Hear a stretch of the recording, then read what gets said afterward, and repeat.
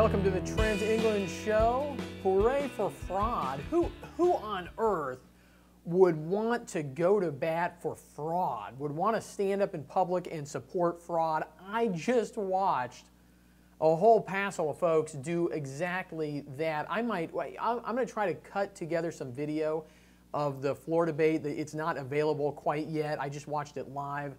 I'll try to cut together some of the best lowlights of the whole debate and offer those up to you as a kind of a Trent England Show special, what we call it legislative outtakes or something like that. But we're going to get there on today's show. It was all kinds of craziness on the House floor, but the end result was good. I'm going to tell you about it in just a minute. We've got to start off with two other pieces of great news. One is from Louisiana. You know, every time you have school choice and it works, it gets attacked, right? Because when it works, then people say, well, look, you know, it turns out actually I can get a better education for my kids over here, and I'm going to do that. Parents are doing what they think is best for their kids. Parents have the moral right to direct the upbringing of their children. That's what I believe. That is what a lot of people claim to believe, and then they don't always carry that out in public policy. But school choice is just all about that. We collect money for kids, and we think parents should direct the upbringing of the kids. Obviously, that includes education. Louisiana, they have a very robust charter school program. It's been around for 25 years. 16,000 kids participate in it. When you have that kind of success, you're going to get attacked by the old, slow dinosaur that is the status quo. And look, that's not an accusation about any particular school or way of doing education. It's a statement about the political interests that use kids and teachers as their human shields, right? So it's not about the teachers, it's not about the kids, but you do have these political interests out there that, look, I mean, they live off of the dinosaur, right? The one-size-fits-all model. And so when they start seeing kids escaping, they sue. They sued in Louisiana. They wanted to shut down the funding, and they lost at the Louisiana State Supreme Court yesterday. That's great news. It maintains a lifeline for 16,000 children. And just think of the moral turpitude of people who would try to kick 16,000 kids out of schools that are actually working for them. They're working for them so well that they're not going there by default. They're choosing to go to those schools, right? That says something about the parents and the schools and the kind of education that they're being provided.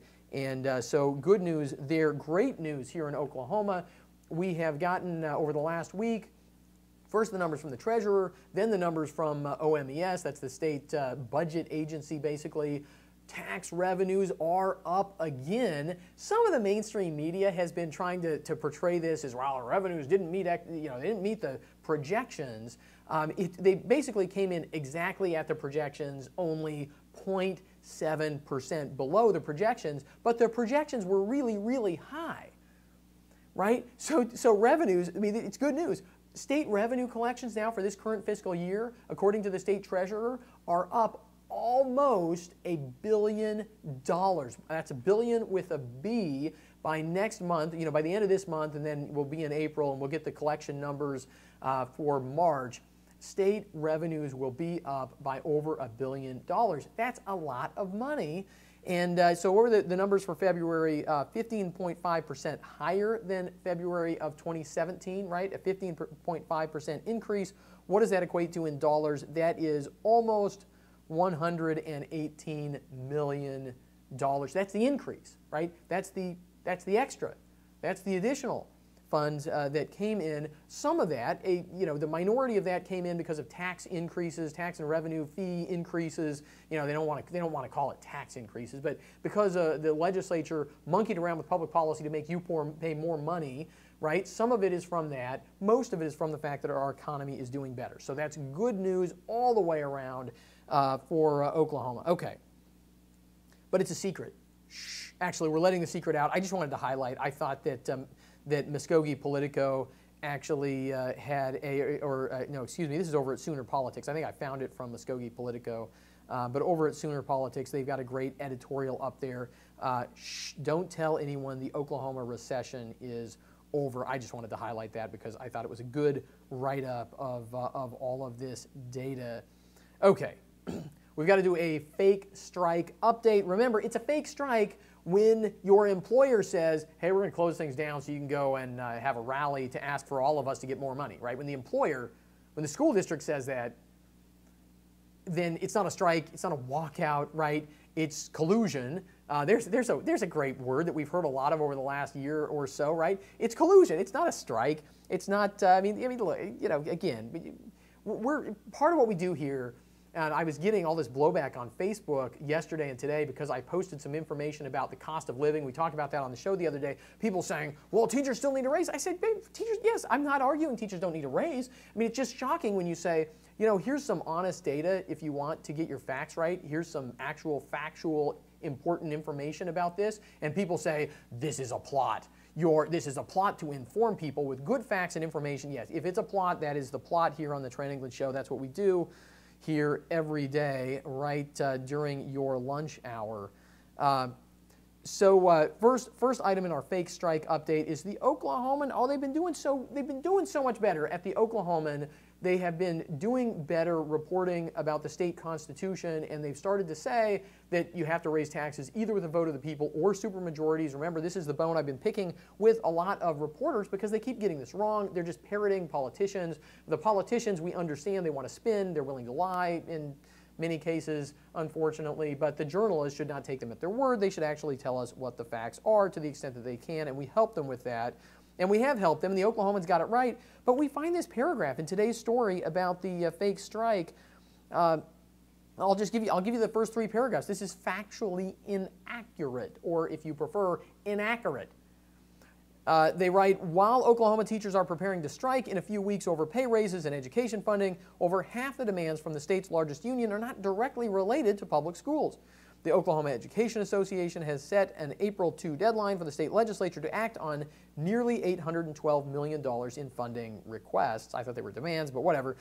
While that figure includes a $10,000 pay raise, you see what's gone wrong here already? While that figure includes a $10,000 pay raise for teachers and $200 million in public school funding, the OEA is asking for, I thought they were demanding, is asking for $256 million in additional health care and funding and $213 million for state employee pay raises.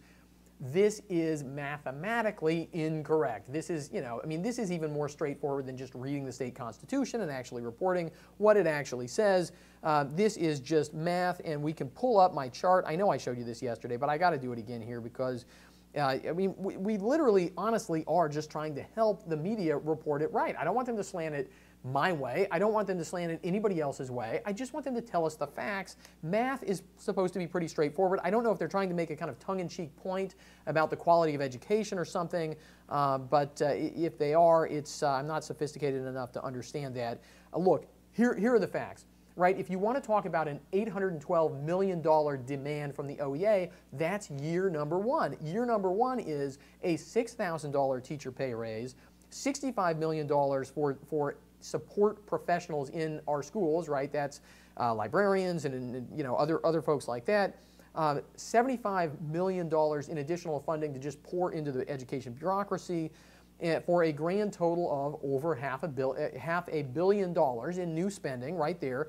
And then you have another $71,000 for a state employee pay raise and $235,000 to pour into the state health department, the Medicaid agency, the health bureaucracies that have been lying to us and wasting our money, along with the other very important things that they actually do. What do you want to say that, right? They do a lot of important programs, and then the people at the top lie, cheat, and steal. Okay, so that is $812 million. You cannot say, as the Oklahoman says today, you cannot say $812 million and then say that figure includes a $10,000 pay raise for teachers, on and on and on. All those are year three numbers. What is the truth about year three? Got to go back to my blog post that I put up yesterday with this handy-dandy chart.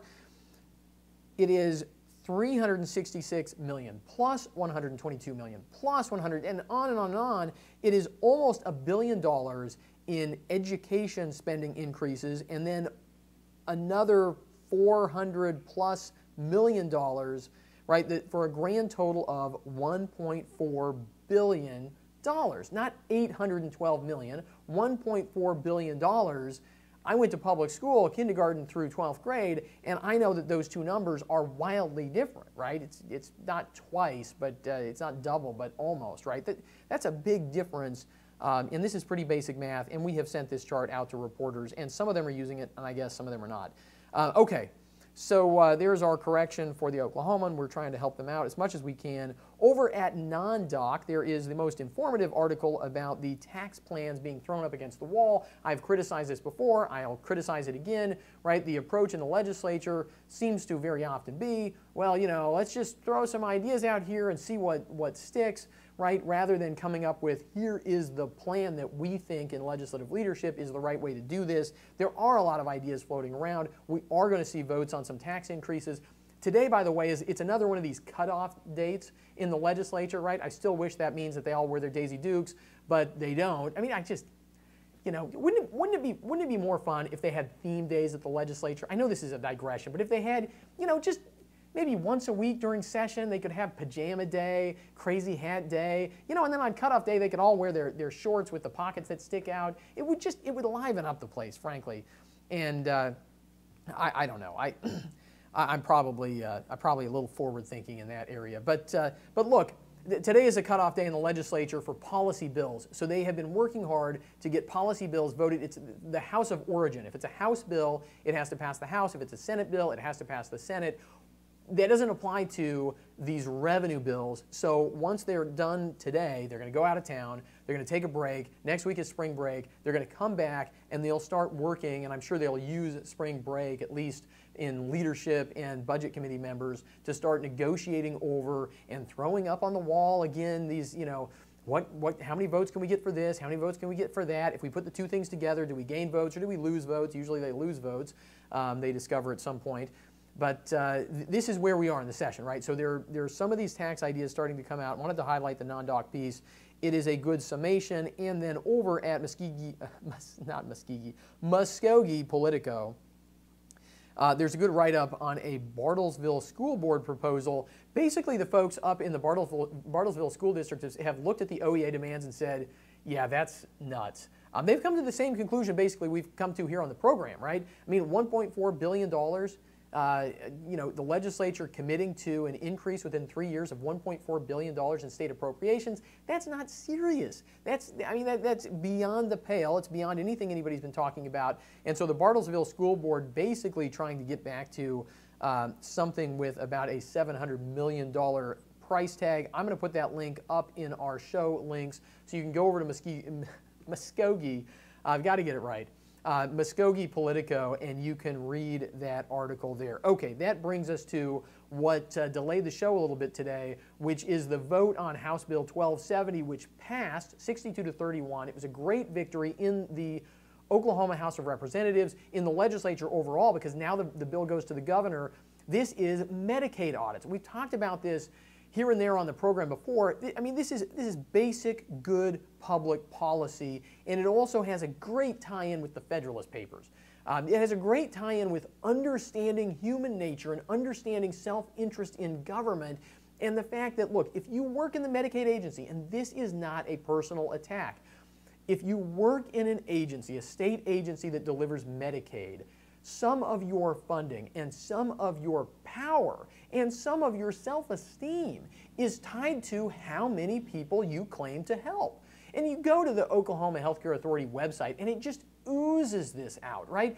These are the number of lives that we're responsible for. These are the number of lives that we take care of. These are the number of people, and you can get it by state legislative district, because they want to take that number to state legislators and say, well, these are the people who are our constituents in your district. This is where our constituency overlaps with your constituency, but you ask these people for their vote, and we actually give them free stuff. And so think about that. Think about the power that we have over people who vote in your district, right? I mean, this is how it works. I'm sorry to have to break it down that way. I know that for a lot of people, they think these programs are just wonderful. They can do no harm. They can do no ill. That kind of naivete is frankly dangerous and always produces waste, fraud, and abuse in government. We understand human nature, right? Good people working in state Medicaid agencies, look, they don't, it's not in their self-interest to impose rigorous checks and rigorous audit processes, frankly, on their own work, and then also processes that might reduce the number of people they can claim to be providing largesse to, right? That's not what self-interest dictates in this situation. So you need the legislature to step in. They have the power of the purse. They have the power to make laws and say, look, we know you guys actually do a great job on provider fraud. The federal government and the state attorney general both do a lot of work on provider fraud because that's where, frankly, you can have some really big dollar amounts stolen in individual instances of fraud.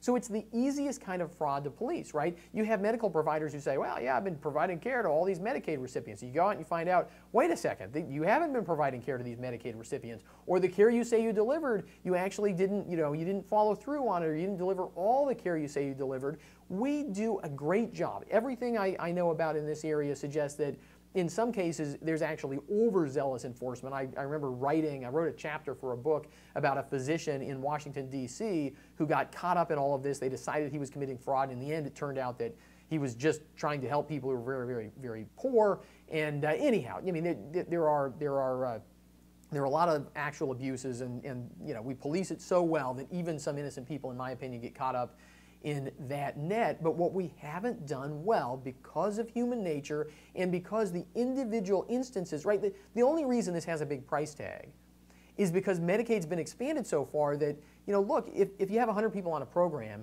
and you might have 1% fraud, that's one person, that might be no big deal. If you have 1 million people on a program and you have 1% fraud, all of a sudden that's a much bigger deal, right? That's a lot of people. If you have 1, 2, 3% of Oklahoma has almost 900, around 8 or 900 million people, depending on how you count it, on Medicaid, right? That's a lot of people, and if there's a little fraud, that's a big dollar amount, and in the past we haven't cared about that as much because the number used to be far, far lower, right?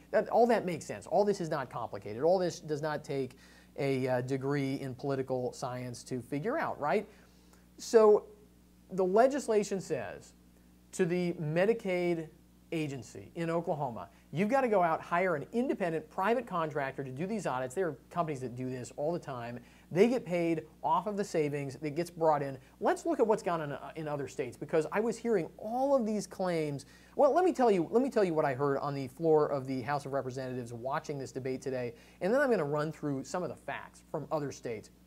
Representative Forrest Bennett kept saying, this is going to cost money. We're going to have to pay for this, right? And he actually said, this is going to cost money, and we should be spending time.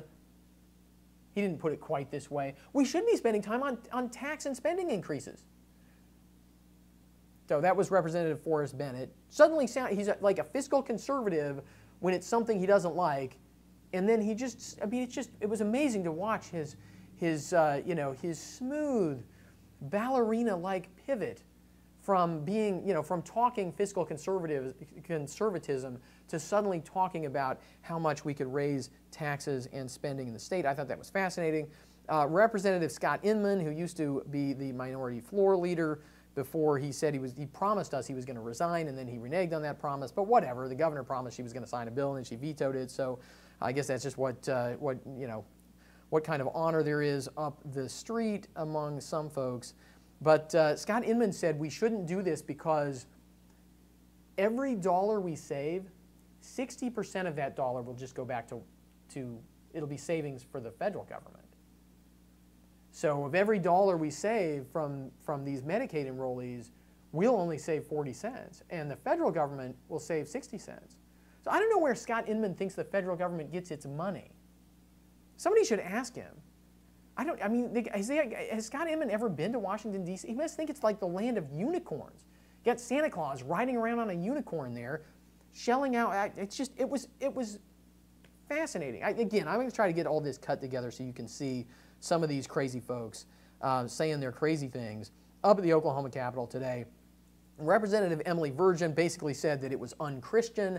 I always wonder, it's always fascinating to hear, I don't know, are you allowed?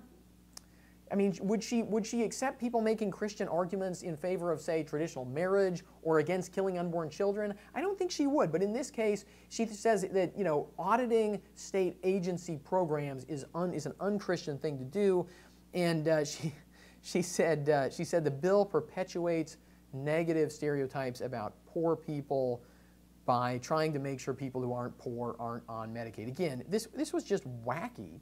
Wacky stuff. What has actually happened? I'm just going to run through some links here.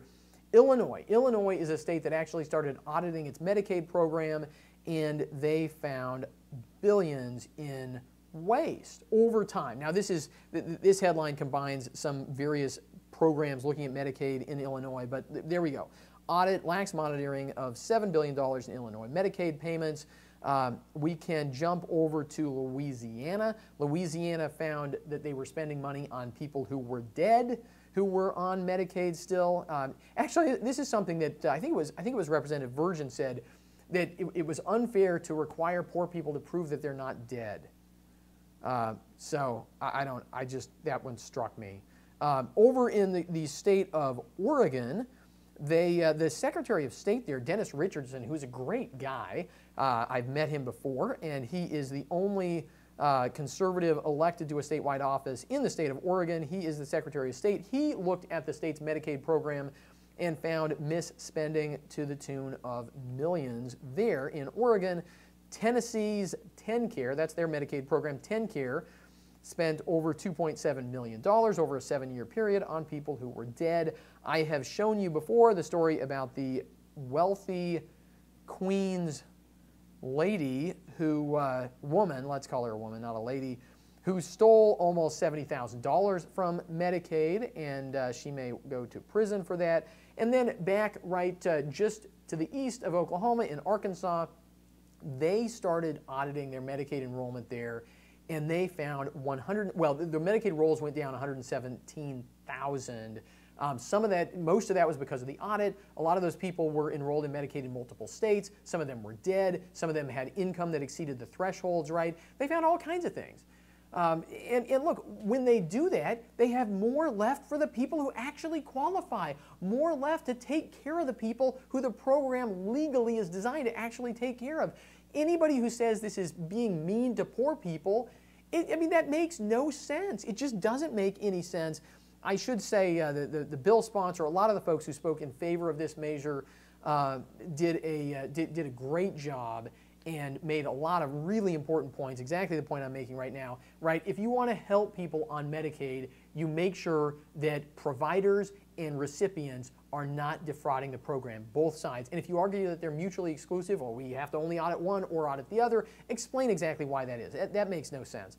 Okay, so the bill passed, goes to the governor. Hopefully the governor will sign it. Again, this is common sense public policy. Every conservative in the legislature voted for this measure, and I'll put a link up to the vote as well. I can put that in the show links as well. We're going to just deluge you with information today, and we're going to be back tomorrow with a lot more, checking in again with the fake strike and any follow-up from this and this busy week at the legislature, which is going to wrap up. It's going to wrap up tomorrow. I think I said today was cutoff day. It's Wednesday. I'm getting ahead of myself. Tomorrow is cutoff day. It's gonna wrap up tomorrow. They're going to go home. We're going to wrap it all up for you on the program tomorrow, and then I think have something special for you this Friday. So thanks for watching the Trent England Show. Remember, you can subscribe on iTunes. You can go over to SoundCloud and listen to the podcast there if you want to. We're on YouTube. We're on Facebook. We're archived at ocpathink.org. I'm Trent England. Thanks for watching.